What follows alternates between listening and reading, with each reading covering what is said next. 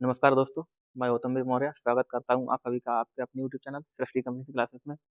तो आज जो टॉपिक है मौर्य साम्राज्य, जिसके जो देखा जाए तो एग्जाम दृष्टि से बेहद महत्वपूर्ण है, क्योंकि यहाँ से क्वेश्चन अच्छे बनते हैं और बने भी हैं। पीवाईक्यू जब उठा के देखोगे तो भी बने हैं और भविष्य में भी बनेंगे आगे भी। और जैसे होमगार्ड है, लेखपाल है, पीसीएस है, आरओ में, अन्य सभी एग्जामों में यहाँ से क्वेश्चन फंसते हैं। तो आज जो हम देखेंगे मौर्य साम्राज्य, तो संस्थापक कौन है, कब से कब तक, किस शासक ने कौन-कौन आया, क्या-क्या कहा है, तो देखेंगे। तो मौर्य साम्राज्य जो है 322 ईसा पूर्व से लेकर 185 ईसा पूर्व तक रहा है। कब तक? 322 ईसा पूर्व से लेकर 185 ईसा पूर्व तक रहा है। ठीक है, देखो मौर्य साम्राज्य 322 ईसा पूर्व से लेकर 185 ईसा पूर्व तक रहा है।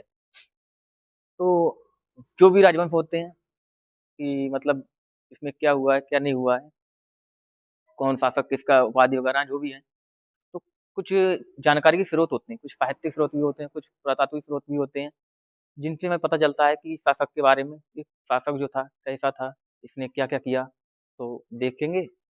तो यहाँ पर जो जो मौर्य राजवंश था, मौर्य राजवंश की जानकारी के जो साहित्यिक स्रोत हैं, जो मौर्य साम्राज्य की जानकारी के साहित्यिक स्रोत हैं, तो कुछ जो ग्रंथ हैं, मानते हैं कि जो चंद्रगुप्त मौर्य थे, ये शूद्र थे।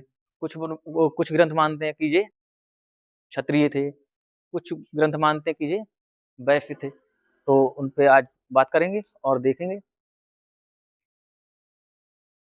ब्राह्मण ग्रंथ ब्राह्मण के जो ग्रंथ हैं, इन्होंने माना है कि चंद्रगुप्त जो मौर्य थे, ये एक शूद्र थे। शूद्र माना है। किसने माना है? ब्राह्मण साहित्य के अनुसार चंद्रगुप्त मौर्य शूद्र थे। ठीक है। और प्रसिद्ध ग्रंथ बौद्ध ग्रंथ और जैन ग्रंथ, इन साहित्यों में माना गया है कि चंद्रगुप्त जो मौर्य थे, ये कौन थे? एक क्षत्रिय थे। क्षत्रिय माना है इन्होंने। जैन ग्रंथ, जैन जैन साहित्य और बौद्ध साहित्य के अनुसार चंद्रगुप्त जो मौर्य थे, क्षत्रिय थे। कौन थे? क्षत्रिय थे। और एक ग्रंथ है, एक किताब है, मुद्रा राक्षस, जिसके जो रचयिता हैं विशाख दत्त। रचयिता कौन है? विशाख दत्त। तो इन्होंने क्या कहा, इनकी जो मुद्रा राक्षस जो किताब है, इसके अनुसार क्या है, तो इन्होंने क्या माना है? विरसल या निम्न वर्गीय शासक थे, मतलब विरसल या निम्न वर्ग के थे। तो इन्होंने कहा कि विरसल या निम्न वर्गीय है। ठीक है।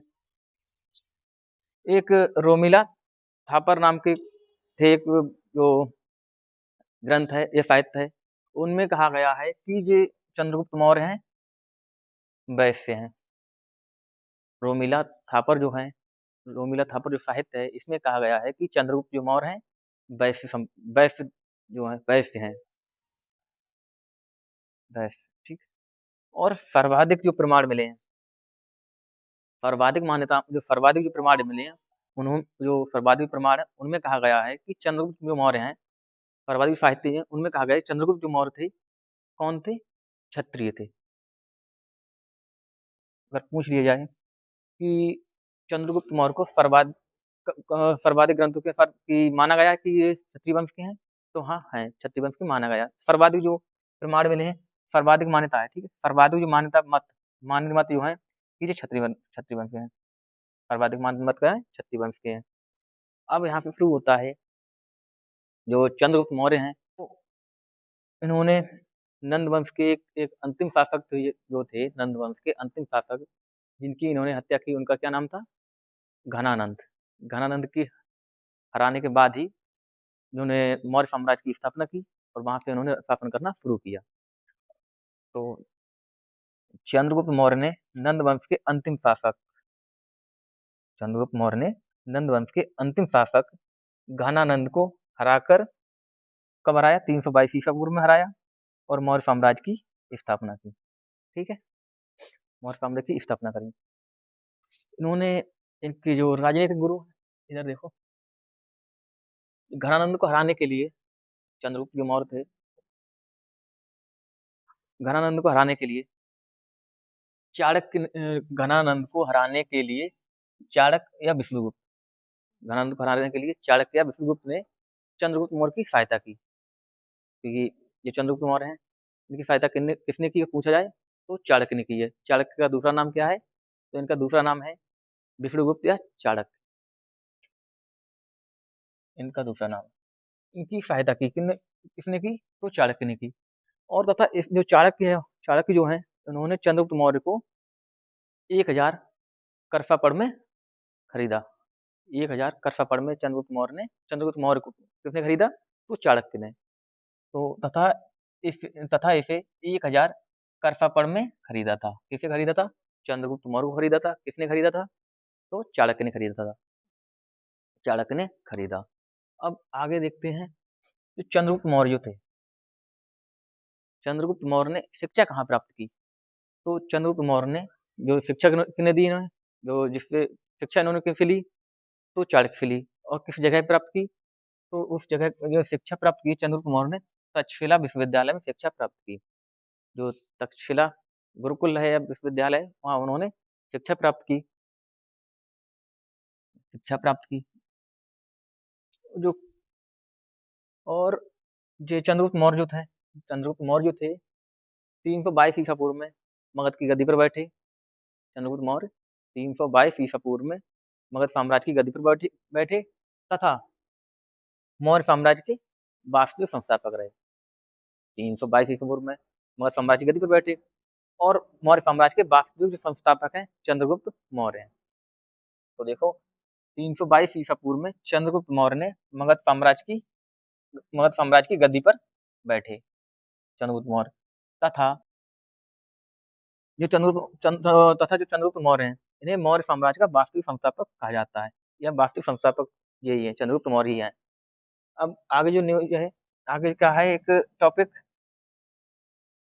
जस्टिन या यूनानी साहित्यकारों ने इन्हें अलग-अलग नामों से जाना है।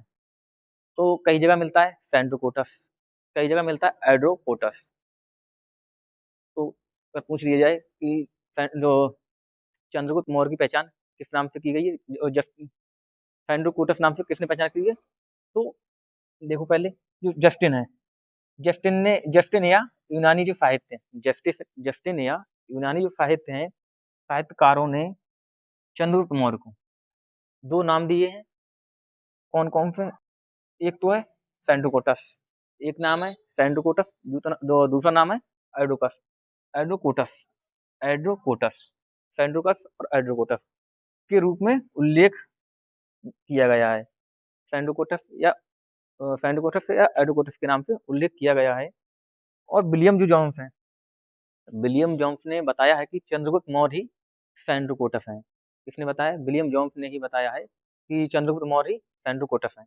तो यहाँ लिखा हुआ है, विलियम जोन्स ने बताया कि चंद्रगुप्त मौर्य जो हैं, चंद्रगुप्त मौर्य को ही सैंड्रोकोटस कहा गया है। तो आज आज के लिए इस टॉपिक को यहीं पे विराम देते हैं। कल इसी टॉपिक को आगे बढ़ाएंगे। और तब तक के लिए नमस्कार, जय हिंद, जय भारत।